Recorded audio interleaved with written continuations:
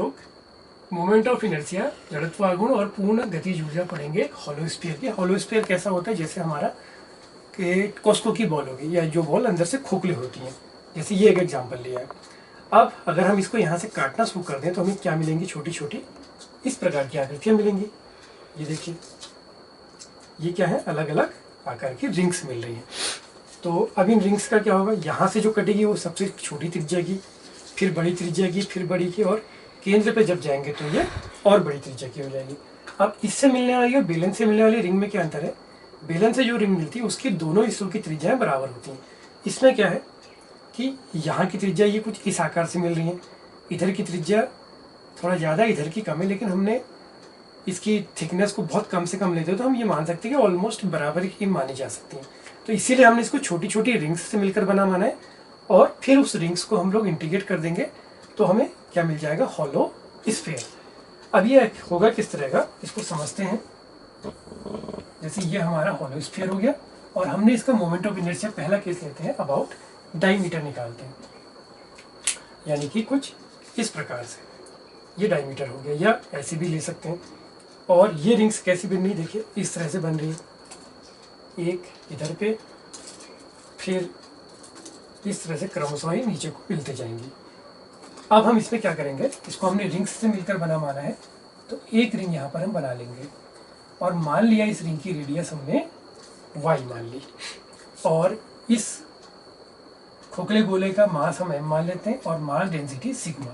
तो सिग्मा हो जाएगा m अपॉन, और मान लिया इसकी त्रिज्या कैपिटल R है, तो 4 पाई r स्क्वायर, क्योंकि इसका वॉल्यूम नहीं होगा, इसका सिर्फ सरफेस एरिया लिया जाएगा क्योंकि उसी में मास होगा। और ये एज्यूम कर लिया कि ये तो हमारा r ही है, ये इसकी मोटाई होगी, ये वाला पोर्शन, और ये एंगल हम थीटा एज्यूम कर लेते हैं, तो ये हो जाएगा, मान लिया ये डी थीटा हो गया। अब समझते हैं कि इसको निकाला कैसे जाएगा। तो ये तो हो गया आर डी थीटा मोटाई, क्यों, angle is equal to r का अपॉन रेडियस का फॉर्मूला अप्लाई कर लिया, और ये तो आर है, ये भी आर है, वाई इज इक्वल टू हो जाएगा r sine theta, sine theta is equal to y upon r. अब क्या करते हैं, इस जो रिंग है, ये वाली जो रिंग बनी, ऐसी इसमें कई सारी रिंग बनेंगी, यहाँ से शुरुआत होगी और ये यहाँ तक जाएगी। तो किसी भी एक रिंग का हम मास एज्यूम कर ले, निकालते हैं, तो मास क्या हो जाएगा 2 पाई वाई, और इसकी मोटाई are D theta into mass density sigma. तो डी एम इक्वल हो गया 2 पाई वाई की जगह पर आ गया R sine theta, R D theta into sigma, या D M is equal to 2 pi are square sine theta D theta into sigma. अब ये जो डायमीटर है वो क्या है, वो रिंग के सेंटर से जा रहा है और उसके परपेंडिकुलर। तो हम किसी एक रिंग के थ्रू जो मोमेंट ऑफ इनर्शिया निकालेंगे, उसका अगर हम इंटीग्रेशन कर दे तो हमें क्या मिल जाएगा, पूरे के पूरे खोखले गोले का उसके डायमीटर के अलाउंग मोमेंट ऑफ इनर्शिया। तो हमने करना क्या, आई बराबर इसका इंटीग्रेशन करना है d m into y square, क्योंकि वो सेंटर से आ रहा है और परपेंडिकुलर है। अब लिमिट अभी ढूंढेंगे कि लिमिट क्या लगेगी। पहले इसमें m की वैल्यू रख दें 2 pi are square sine theta D theta sigma, और ये वाई स्क्वायर की जगह आ जाएगा R square sine square theta. इसको समझने की जरूरत है, अगर नहीं समझ में नहीं आ रहा मैं फिर बता देता हूँ। किसी भी रिंग का उसके सेंटर से जाने वाली एक्सेस और उसके परपेंडिकुलर के अक्रॉस जो मोमेंट ऑफ इनर्शिया होता है, हमने पहले निकाला भी है, वो होता है एम आर स्क्वायर, और डिस्क के केस में वो होता था एम आर स्क्वायर बाई 2। इस चीज़ को समझना जरूरी है। अब इसको इंटीग्रेट करेंगे तो क्या होगी, लिमिट हमारी थीटा की वैल्यू यहाँ से शुरू होगा, थीटा हमने लिया इससे ये, और कहाँ तक जाएगा वो, यहाँ तक, यानी कि 0 टू पाई। तो लिमिट हो जाएगी 0 से पाई। आइए अब इसको सॉल्व करें। तो ये 2 पाई आर की पावर 4 सिग्मा, ये तो कॉमन आ जाता है, 0 से pi sine cube theta D theta.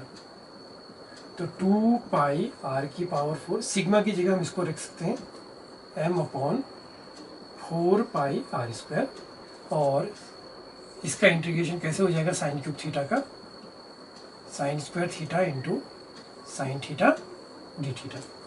तो ये कैंसिल, ये भी कैंसिल, ये कैंसिल, तो आई बराबर आ गया M R square by 2 0 to pi, इसको लिख देते हैं 1 minus cos square theta sine theta D theta. इसका सब्स्टिट्यूशन ये हो जाएगा कि हम लोग एज्यूम कर लेंगे cos theta is equal to T, तो sine theta D theta is equal to minus D t.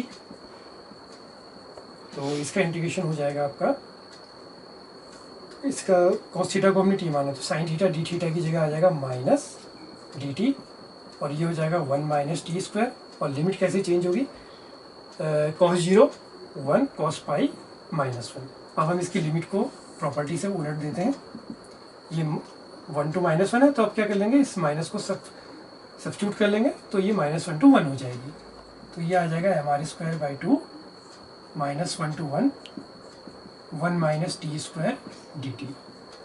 इसका इंटीग्रेशन और करें अगर, तो ये हो जाता है t minus t cube by 3 -1 to 1। तो ये आ गया M R square by 2 1 minus 1/3, फिर -1 और माइनस माइनस ये प्लस हो जाएगा 1/3। तो ये सॉल्व होके जो आ गया वो आता है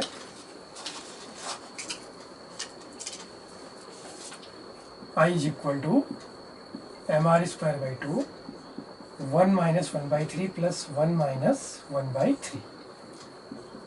तो ये बन गया 2 माइनस 2/3, तो 3 2 6 माइनस 2 यानी कि 4/3।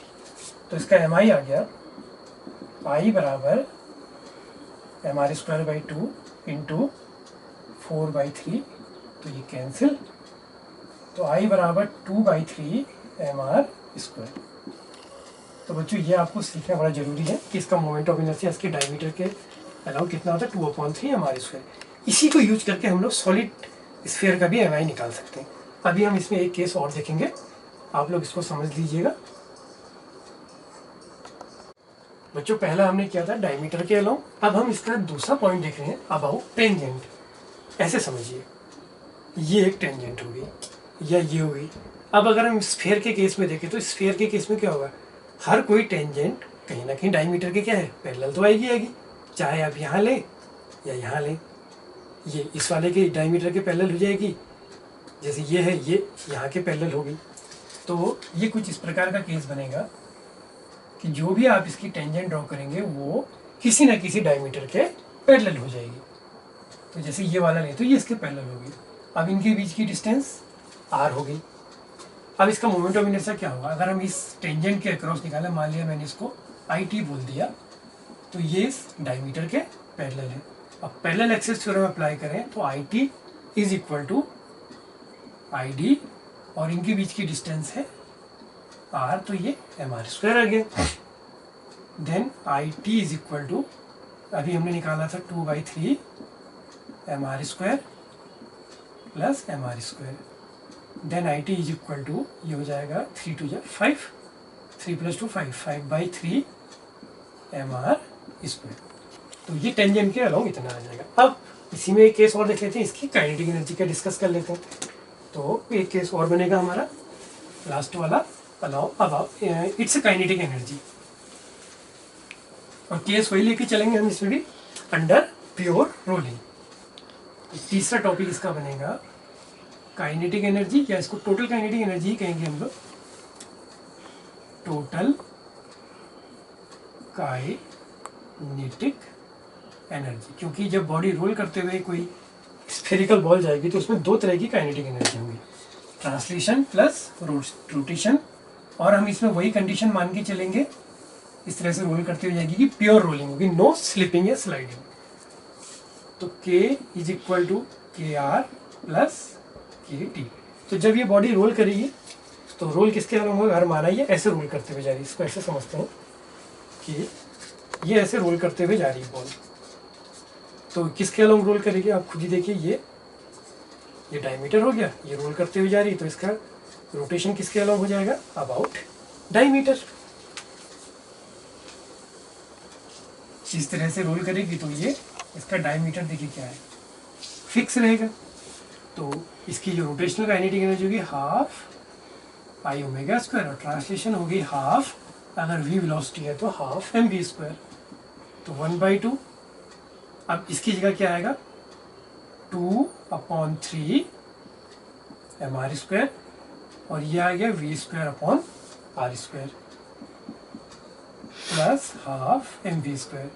2 से 2 कैंसिल, ये भी कैंसिल, तो 1/3 m v square plus 1/2 m v square, तो ये आ गया आपका 6, 2 m v square plus 3 m v square, after solving 5/6 m v square. तो बच्चों, आपको आशा करता हूँ कि हॉलो स्फीयर का एम आई निकालना और इसकी टोटल काइनेटिक एनर्जी निकालनी समझ में आई होगी। अब हम नेक्स्ट वीडियो में सॉलिड स्फीयर का केस देखेंगे कि उसका एम आई कितना होता है और उसका काइनेटिक एनर्जी कितनी होती है। फिर हम एक जनरल टॉपिक डिस्कस करेंगे जिसमें हम देखेंगे कि अगर ये सब चीज़ें डिस्क, स्फीयर, हॉलो स्फीयर और सिलेंडर, अगर ये किसी एक सेम हाइट से नीचे को लुढ़काए जाते हैं तो कौन सबसे पहले प्लेन या फ्लैट जगह पर पहुंचेगा। Thank you.